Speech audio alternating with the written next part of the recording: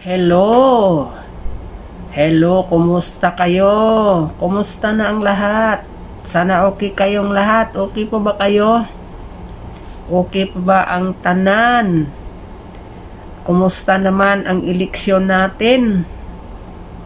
So, pag-usapan natin ngayon ang eleksyon 2025. Kumusta naman ang binoto nyo?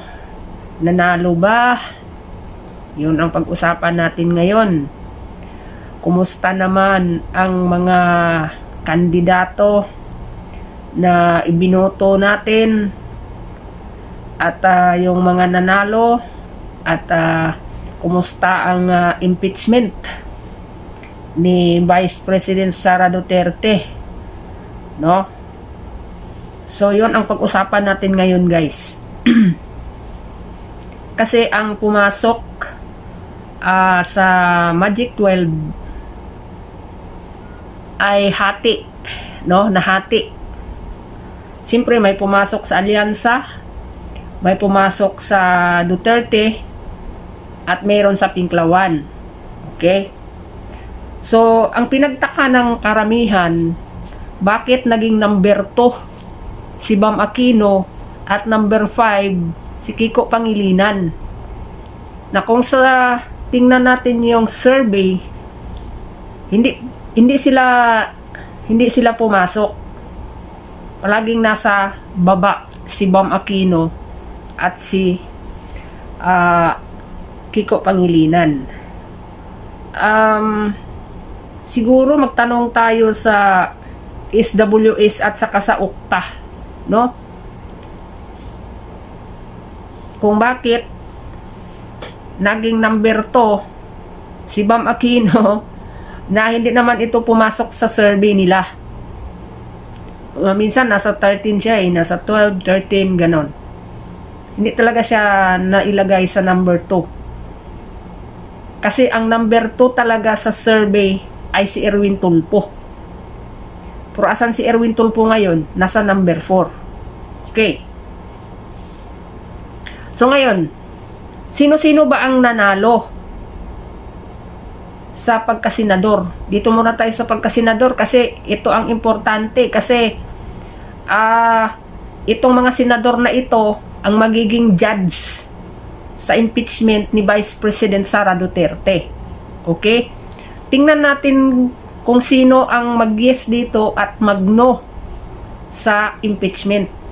Kasi depende man rin yan sa yung mga presentang mga ebidensya at pagdebatihan dyan sa Senado kung may kasalanan ba o walang kasalanan ang Vice Presidente, no? So ngayon, ang pasok sa Duterte o sa PDP ay number 1 si Bongo, and then pangalawa si Ronald Bato de la Rosa, pangatlo si Rodante Marcoleta. At dahil sa last minute inadapt nila si Camille Villar at si Amy Marcos, kaya naging lima ang nanalo sa Team Duterte. Hindi na pa lang natin alam kasi hindi pa naman ito official, kasi bitay si nakabitin si Amy Marcos. Nasa 13 siya, nasa 12, nasa 12 siya. Nasa 11 siya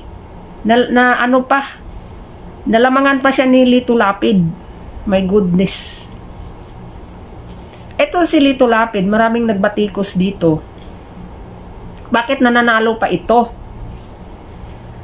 Sa aking naman ibang napanood na mga dito sa social media, marami daw itong natulungan kasi. Ito si Lito Lapid. Hindi lang natin alam kasi nga hindi siya ma-public ba na tao. Makita mo lang yan si Lito Lapid sa Batang Quiapo, yung sa mga nila, yung sa TV, yung mga teleserye. Yung diyan mo lang siya makikita. Pero yung mga tulong-tulong, yung mga pamimigay niya siguro ng tulong, hindi na niya pinapag-public ba. Kaya magtaka ka kung bakit marami pa rin bumuboto sa kanya, no? So wala namang issue yan si Lito Lapid, wala lang problema yan, wala naman yung ano sa pagnanakaw, sa corruption, wala naman yan siya ang record sa corruption, no?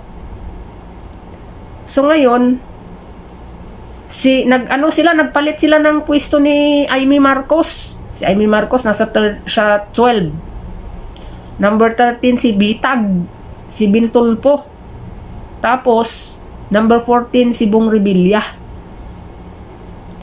Number 15 si sino ba yung 15? No? Basta number 14 si Bong Revilla. Ay si Binay. Si Binay ang pang-15. So yun, dyan lang yan guys, no?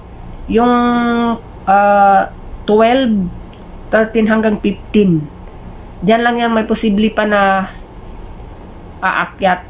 Ito si Bitag, may posibilidad pa ito na makapasok sa 12 eh. Yan ang delikado. Yan talaga ang pinakadelikado. Delikado si Amy Marcos malaglag. So ngayon, eto 5 sila. No, inshallah hindi mahulog si Amy Marcos. Pero kung papalit naman sa kanya si Bintulpo, wala namang problema yan si Bintulpo, maka-Duterte man yan. Mas maka-Duterte pa yan si Bintulpo kay Erwin Tulfo, no? So ngayon, 5 sila kung hindi mahulog si Amy, no? So, sa Dilawan, 2 ang kapasok. Si Bam Aquino at si Kiko Pangilinan. At eto naman si Alyansa, ang nakapasok, si Cayetano, si Tito Sen Soto, si Lacson, si Lito Lapid. Oh. Tama ba? Si Lito Lapid, si Cayetano, si Lacson, si Tito Sen, at si Erwin Tulfo. Yon. So 5 ang kay Marcos, 5 sa kay Duterte, 2 sa Pinklawan. So 12. Ngayon, ang tanong, sino ang boboto dito sa impeachment? Itong 12 na bagong nanalo. Siyempre yung 5, save na yon, hindi yon magboto. Siyempre. Dagdag mo pa si Robin Padilla, so magiging 6 na. Ngayon, ang kailangan lang ni Vice President Sara is siyam, no? Siyam or 10, ganon. So ngayon, dito tayo sa itong 12 na nanalo. Sa tingin ninyo, etong si 5, ilabas na natin yung 2 Pinklawan. Kung boboto sila sa impeachment, wala, okay, no problem. Kung boboto si Bam Aquino or boboto si Kiko sa impeachment, walang question yan, Pinklawan yan eh. Pero I think ito si Bam Aquino kasi sinuportahan ito ng Iglesia ni Cristo. Alam naman natin ang Iglesia ni Cristo ayaw nila ng impeachment. So dito sa 5 sa alyansa, sa tingin ninyo sino ang buboto diyan? Kasi sa kay Judge Sarona ba yun? Bumoto ito sila si Soto, si Lacson, si Cayetano, bumoto yan sa impeachment versus kay yung sa judge kay Judge Sarona ba yun? Oh. Pero iba naman yung sitwasyon. Yon si judge man yun sa ano kasi yun yung about sa hacienda, yung binigay niya yung mga lupain sa mga tao. Kaya gi-impeach siya, no? Gi-impeach siya nung panahon ni Aquino. Yan. Iba naman yung sitwasyon ni Vice President Sara Duterte. Si Vice President Sara Duterte ay politiko. Politiko at malakas. Malakas ito sa tao. At merong mga balwarte ito. Ngayon, etong mga nanalo ngayon, sa 2028 hindi ito pwedeng tatakbo kasi kapamanalo lang nila. Itong 12 na bago, hindi ang pwede tatakbo sa 2028. Kung merong tatakbo dyan ng vice presidente, okay yun. Pero pagka senador, hindi sila pwede tatakbo. Ang tatakbo naman sa 2028 na pagka senador, itong 12 na dati. Itong si Chis Escudero, Mig Zubiri, Joel Villanueva, si Gatchalian, si Grispo, si Rapi Tulfo, si Loren Legarda, si Alan Cayetano, sino pa? Si Mark Villar, si Cynthia Villar. Si Cynthia Villar, ano na yan hindi nga siya tumakbo, yung anak niya pinatakbo niya, di ba? So, sino pa yung si Binay tumakbo? Basta 12 yan sila si Hontiveros. Oh, yun, si Hontiveros. So, yung 12 na yan, si Jinggoy pa pala at saka si JB. Yun. Yun, 12 sila. Sa tingin ninyo, dito sa dating 12 na si Jinggoy Estrada, JB Ejercito, si Mig Zubiri, si Joel Villanueva, si Gatchalian, si Loren Legarda, si Hontiveros, Grispo, Rapi Tulfo, si Alan Cayetano, at basta 12 yan sila. Ang kailangan na lang ni Vice President Sara Duterte is tatlo na lang, no? 3 or 4, save na siya. Kasi meron ng 6 meron ng 6. Kasi nandyan na si Bongo, si Bato, si Rodante Marcoleta, si Camille Villar, at saka si Amy Marcos. Idagdag mo si Robin Padilla, 6 na sila. So, siyam ang kailangan niya, 3 na lang kulang.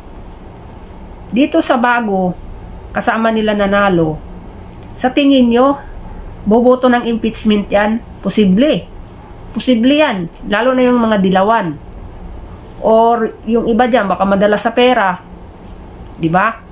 Pero dito sa mga datihan na 12, sila yung tatakbo sa 2028. Ito yung ito yung advantage at disadvantage sa bagong nanalo at saka sa dating mga senador. Dito sa 12 na dati, tatakbo yan sa 2028. Tatakbo yan senador, yung iba dyan mag-vice presidente, sa tingin ko lang. Especially yan si Chis Escudero. May posibilidad yan, tatakbo ang vice yan. Or tatakbo ang presidente. Si Mig Zubiri, hindi lang natin alam, baka tatakbo ulit yan pagka-senador. Yung lahat na 12 niyan, tatakbo yan. Sa tingin ninyo, buboto sila ng impeachment ni Inday Sara? Na alam nila na si Inday Sara malakas. At kung mag-yes sila sa impeachment, wala silang makukuhang boto talaga sa Mindanao. Yung mga senador na yan, pagtatakbo sila sa 2028. Kasi alam naman ninyo, galit na nga yung mga taga Mindanao diyan sa ginawa nila kay Tatay Digong. How much more kung yung mga senador na yan ay buboto pa sa impeachment? Ako, malakas ang kutob ko na yung 12 na dati, hindi ko na isali yung bagong panalo na 7. No, 7 yan sila eh. Kasama na yung Pinlawan. Isip natin yung 6. Yung bagong panalo at saka si Robin Padilla. Dito tayo kukuha sa dating 6. Sure ball tayo dyan kay Jinggoy Estrada at kay GB Ejercito. Kasi alam niyo guys, tinulungan ni Vice President yan noong 2022. Kinampanya yan ni Vice President Sara yung dalawang yan. Kinampanya niya yan. Kaya nanalo yung dalawang yan. Sinama yan sa kampanya ni Vice President Sara yan si Jinggoy at saka si GB. Nasa 11-12 yung dalawang yan eh. Yung dalawang Cayetano na magkapatid, sa tingin ko, hindi bubuto yan. Lalo na si Alan Cayetano. No? Si Alan Cayetano, baka tatakbo yan ulit sa 2028. Kailangan niya ang boto ng Mindanao. Kailangan niyang tulong ng mga Duterte sa 2028 eleksyon. Nakuha ninyo yung ibig kong sabihin. Itong bagong nanalo, hayaan na natin yung bago. Kung buboto sila sa impeachment, okay lang yung 7, buboto sila ng impeachment. Dito tayo sa datihan. Kasi itong datihan, delikado ito sila. Delikado to sila. Lalo na pagtatakbo sila sa 2028. So, iano na lang natin, nandyan si Alan Cayetano, nandyan si Mark Villar, nandyan si Mig Zubiri. Maka Duterte yan si Mig Zubiri. 3 na. Diba? 2 Cayetano, or kahit si Alan Cayetano lang, wag mo nang isama si Pia. Si Alan Cayetano, si Jinggoy, si GB, 3 na. Idagdag mo si Zubiri, 4 na. Idagdag mo si Jewel Villanueva. 5 na. Kahit yung 5 na yan, magno sa impeachment, save na si Inday. No? Kasi mayroon na tayong 6. 3 na ko lang kasi siyam eh. So, kasi si Tulfo, hindi tayo sigurado diyan kay Rapi Tulfo. No? Ano yan eh. At saka si Loren Ligarda, hindi tayo sure dyan. Kay Grispo, hindi tayo sure dyan. Kasi, ano yan eh. Makatambalos-los din yan sila.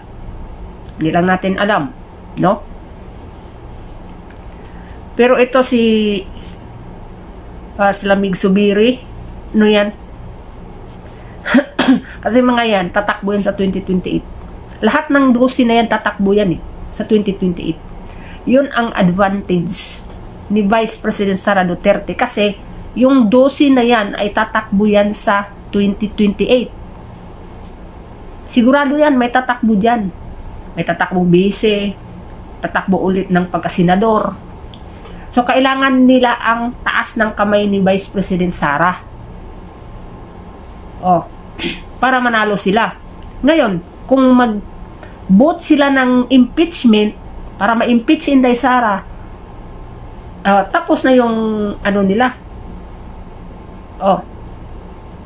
Sa 2028, hindi sila manalo.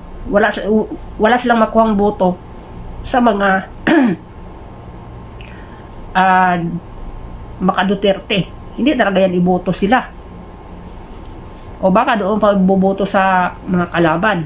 Or baka malay mo tatakbo ulit itong Duterte na hindi nakapasok. Yun lang guys. So sa tingin ko, kahit hindi nanalo lahat ng PDP,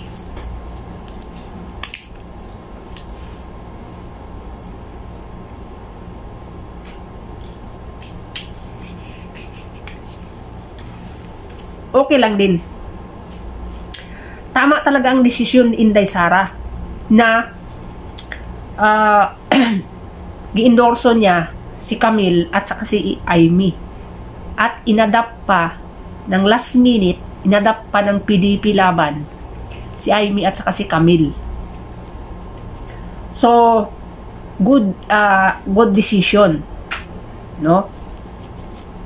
So, nagkaroon siya ng 5, plus si Robin nagkaroon ng 6. So, 3 na lang ang kulang, no? Pero alam natin guys, itong mga datihan na senador na tatakbo sa 2028, hindi talaga bubuto ng impeachment yan. Kung wala lang mga mabigat na basihan, hindi mag-ano yan. May mga ambisyon pang mga yan. May mga ambisyon pa yan. Tingnan nga ninyo si Chis Escudero. Kahit gaano si Chis Escudero na umpisahan na yung trial, hindi nga siya nag-ano eh. Kasi, at magagalit din ang Iglesia ni Cristo. Kasi nga, ayaw ng Iglesia ni Cristo na ma-impeach si Inday. Diba? So, si Bong Revilla ay hindi nakapasok. Nasa 14 si Bong Revilla. Ngayon, biglang binawasan itong mga boto ng mga senador. Pati yung gobernador sa Cebu, binawasan ang boto. Hindi ko alam ngayon kung ano na. Kasi yung 26 million plus ni Bongo, bumaba sa 21. Pati kay Bam Aquino na 20 plus na, 20 million 400 plus, 16 na lang. Binawasan ng 4 million. Ang kay Bongo, binawasan ng 5 million. Asan nilagay yung 9 million na yun?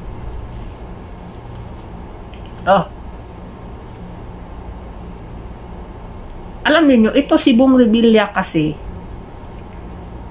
partido ni Martin Romualdez yan sa CMD. Kapartido yan ni Bong Revilla si Martin Romualdez. Pareho yan sila ng partido. Diyan nga galing si Inday Sara diba? Inadapwan nila si Inday Sara sa partido nila. Kasi walang partido si Inday Sara sa national before. Pero nga, nung napansin ni Inday Sara yung kabulastugan ni Tambaloslos, umalis. Yun. So siguro, sa akin lang naman ito, baka yun ang gusto ni Tambaloslos na makapasok si Bong Revilla. Paano mo ipasok si Bong Revilla? Nasa number 14 si Bong Revilla. Nandyan pa si Bitag sa number 13. Number 12 si Amy Marcos. Sobra ka namang katarantado kung ihulog mo yung pinsan mo, ipasok mo yung hindi mo ka mag-anak. Diba? Kasi ginakalaban sila ni Amy Marcos ngayon, kaya ihuhulog na lang nila si Amy. Ipalit nila si Bong Revilla, ganon. Hindi naman pwede yun. Halatang halata, ang mga tao hindi natulog, binantayan talaga yung numero. Ngayon, nakita na ng tao na naka 26 million na si Bongo, tapos biglang bumaba. Klaro nang ninakaw talaga yung kanyang boto. Tapos biglang aakyat mamaya si Bong Revilla. Nako, malaking kalukuhan yun.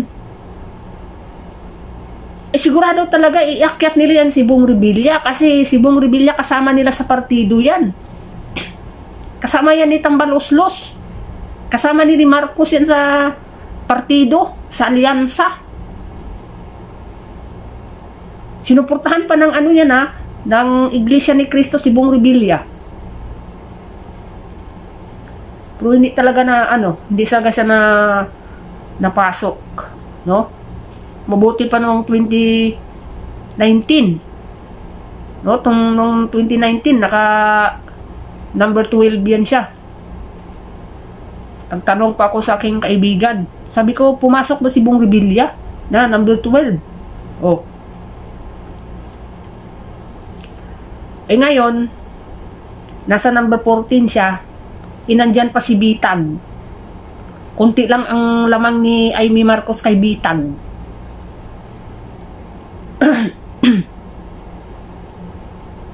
Kung mahulog si Amy, si Bitag talaga ang papalit, hindi si Bong Revilla. Pero kung nakawin nila talaga yung 5 million ni Bongo at yung 4 million ni Bam Aquino, magiging 9 million plus bawasan pa nila yung ibang senador, idagdag nila doon kay Bong Revilla. Aba,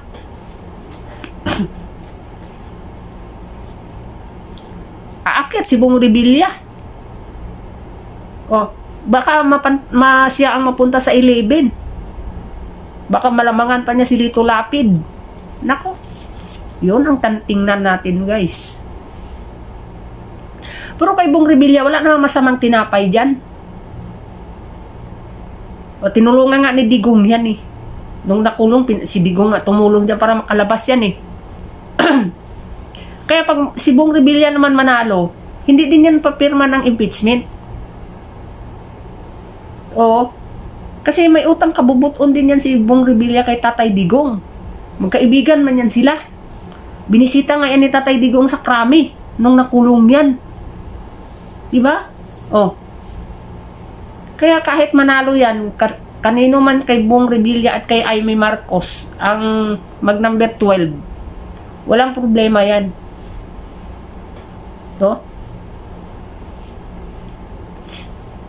So, yun ang abangan natin, guys. At sa Davao, panalo ng mga Duterte. Tatay Digong, landslide. Basti, landslide. Pulong, landslide. Si Omar, landslide. Si Rico, landslide. Yung dalawang anak ni Pulong, panalo lahat. Plus yung PPP party list, pasok din yung first nominee na si Harold Duterte. No? Pasok. Kasi naka 500,000 plus na sila eh. Sa kanilang votes. No? Madagdagan pa siguro yun. Oh. Yan. Sa Cebu naman, yung 1 million plus ni Pam Barrio 4, aba, bumaba ng 800,000 na lang. Nag 700,000 si Garcia. Nako. Magkagulo talaga pag yan nagpasalamat na nga si Pam. Inaubo talaga ako, guys. Kaya hindi pa ako naka-vlog kasi ginuubo ako.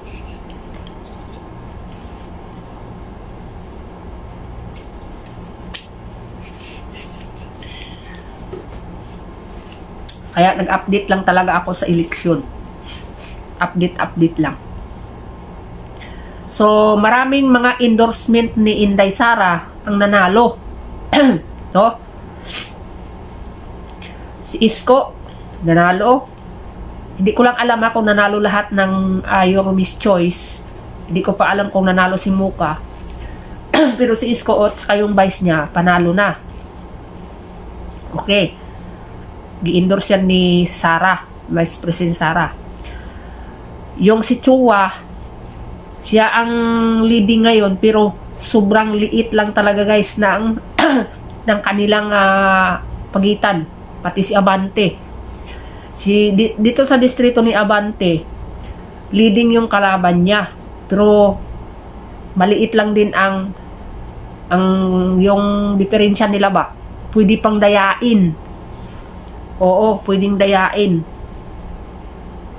Konti lang talaga ang lamang. Alam naman natin sa distrito, ano lang yan eh, nasa 100,000, 200,000. Ganun lang. Pag ilan slide mo yan sa, sa isang kandidato, ilan slide mo yung mga 100 plus thousand, wala na, hindi na makahabol. Kasi hindi na pwede dayain yan eh. Kasi alam ng kung ilan registered voters ng isang distrito. Oh. Lalo na pag sila lang dalawa naglaban, walang ibang kalaban. Mahirap dayain yan. Pero pag 3-4 yung tumakbo, yan, merong dagdag bawas dyan. Pero pag dalawa lang talagang maglaban, mahirap talaga siya dayain.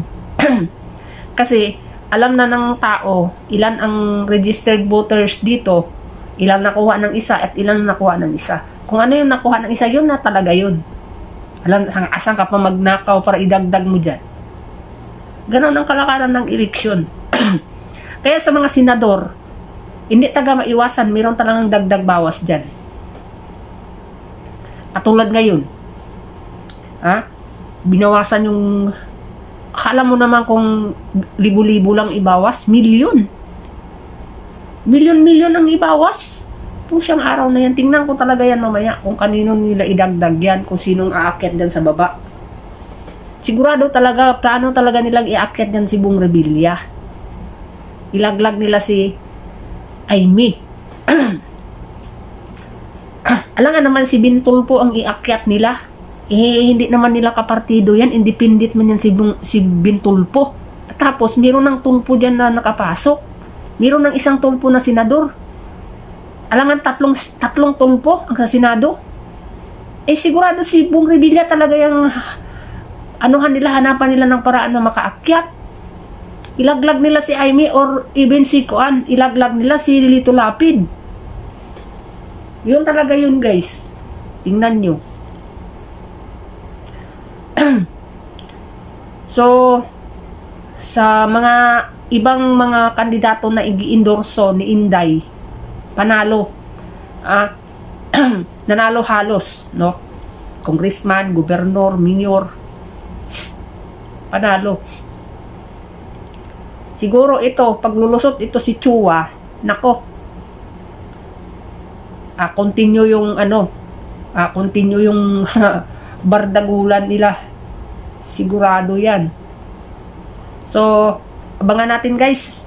Abangan natin itong mga susunod kasi yung iba nag-concede na. Si Dan Fernandez tinalo ni Aragones, yung reporter sa GMA. GMA ba yun o sa ABS-CBN ba yun? So, hanggang dito lang muna at tingnan natin, guys, ang mga susunod na mga mangyari sa araw na ito. Kung mayroon bang magbabago yung mga numero. No? Pero yung PDP na nandyan na, panalo na yan. Di na yan matalo. Nasa taas na sila eh. Hindi na kayang dayain yan. Ang delikado talaga dito si Amy, yung number 12. At saka si Lito Lapid. So hanggang dito na lang muna, guys. Kasi inuubo ako. Maraming salamat sa inyo. God bless you all.